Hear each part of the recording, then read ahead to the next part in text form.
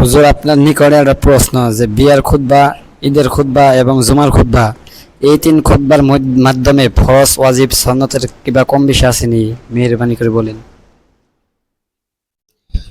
নাহমাদুহু ওয়া নুসাল্লি আলা রাসূলিহিল কারীম, আম্মা বা'দ। খুতবা, বিবাহের খুতবা এবং জুমার খুতবা, তিনটাই খুতবা। কিন্তু ঈদের খুতবা এটা হয়েছে পড়া সুন্নত আর শোনা হয়েছে ওয়াজিব। এবং নিকাহের খুতবা পড়া সুন্নত, শোনা ওয়াজিব। আর জুমার খুতবা, এই জুমার খুতবা ছাড়া জুমার নামাজ সহি শুদ্ধ হবে না। সেজন্য কোনো কোনো ওলামার নজদিকে জুমার খুতবা ফরজ, আবার কারো নজদিকে ওয়াজিব। সেজন্য শোনানো ওয়াজিব, চাহে বিবাহের খুতবা থাক, চাহে ঈদের খুতবা থাক, চাহে জুমার খুতবা থাক, শোনানো ওয়াজিব।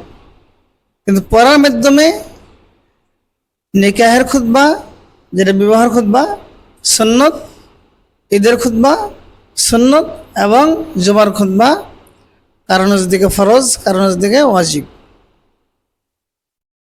তো শোনার মাধ্যমে কিছু প্রশ্ন আসে যে জুমার খুতবা বসে শোনা হয়, ঈদের খুতবা বসে শোনা হয়, কিন্তু বিবাহের খুতবা বসে শুনবো না দাঁড়িয়ে শুনবো না যে কোনো হালাতে শুনলেই চলবে?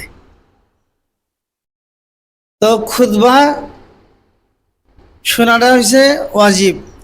খুতবার মাধ্যমে আল্লাহ তাআলার কথা থাকে, খুতবার মাধ্যমে নবী সাল্লাল্লাহু আলাইহি ওয়াসাল্লামের কথা থাকে, ভালো ভালো আদর্শের কথা এখানে পাওয়া যায়। সেজন্যে খুতবা আদবের সহিত, সম্মানের সহিত বৈশা শোনা লাগে, এটা জরুরি।